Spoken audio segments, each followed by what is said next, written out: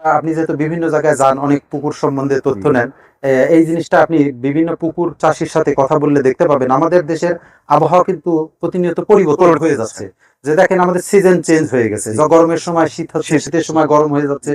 তো এই আবহাওয়া পরিবর্তনের কারণে আমাদের দেশের যে পুকুর চাষিরা, তারা কিন্তু ম্যাক্সিমাম পুকুর চাষি কিন্তু লসের মধ্যে আছে। এটার অন্যতম একটা কারণ কি জানেন? এটা অন্যতম একটা কারণ হলো যে আমাদের দেশের যে পুকুরগুলান, এই পুকুরগুলান আসলে মাছ চাষের জন্য তৈরি করা হয়নি।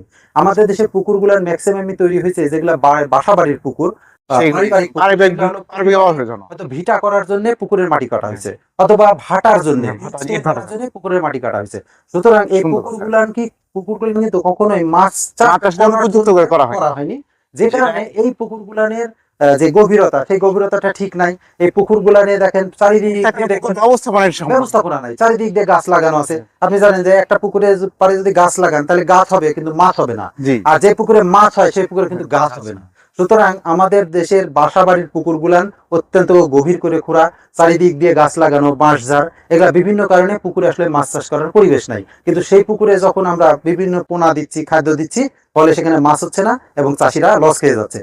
আবার কিছু কিছু কমার্শিয়াল পুকুর দেখবেন, এই পুকুরগুলো কিন্তু ভাটাতে মাটি বিক্রি বা বিভিন্ন প্রজেক্টে মাটি বিক্রি করার জন্য তারা 18 ফিট 19 ফিট পর্যন্ত পুকুর কেটে ফেলতেছে।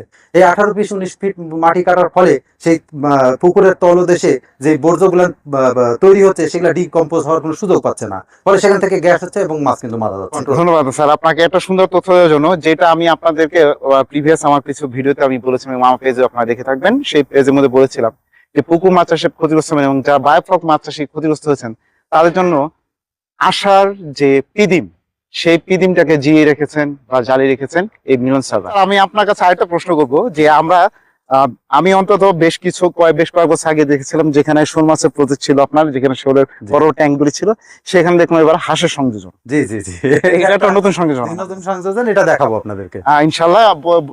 সুপ্রিয় দর্শক মণ্ডলী, একটা জিনিস দেখায় আপনাদেরকে। উৎসাহ, উদ্দীপনা এবং সঠিক পরামর্শ এবং সঠিক জ্ঞান চর্চার মাধ্যমে একজন চাষী তার জ্ঞানটাকে কাজে লাগিয়ে বাস্তব ভিত্তিতে মানুষকে কতভাবে নিতে পারেন। এই যখন প্রজেক্টটা শুরু হয় তখন আমরা যখন সারা বাংলাদেশে এখন বায়োফ্লকে তখন ব্যাপক ছয়লাভ ছিল, কিন্তু ঠিক আমার এখানে যখন আমি পদার্পণ তার ঠিক 1 বছর মাথায় বায়োফ্লক একটা হাই রক তৈরি হয়। এবং এই সারদের মাধ্যমে এরকম কিছু উদ্যোক্তা আছেন যারা ট্যাঙ্কে মাছ চাষ করে সফলতা দেখিয়ে দিচ্ছেন। এবং শুধুমাত্র ট্যাঙ্কে সফলতা না, উনি একসময় মাশরুমের সঙ্গে সম্পৃক্ত ছিলেন এবং সেই ভিডিওতে আপনাদের অনেক চাহিদা ছিল। এই মাছগুলি সম্পর্কে এবং ট্যাঙ্কে মাছ চাষ সম্পর্কিত ধারাবাহিকভাবে আমরা কিছু প্রয়োজন দেওয়ার চেষ্টা করব এবং আমি স্যারের সঙ্গে থেকে আপনাদেরকে সেই তথ্যগুলো দেব, স্যারের যে অভিজ্ঞতা সেগুলো আপনার সঙ্গে তুলে ধরবো এবং তার সঙ্গে তুলে ধরবো মাছ চাষের বিশেষ করে পুকুরের বিভিন্ন সমস্যাগুলি নিয়ে। সেই পর্যন্ত আপনারা ভালো থাকুন এবং পরবর্তী ধারাবাহিক পর্বগুলিতে আপনাদের জন্য সুস্বাগতম রইল।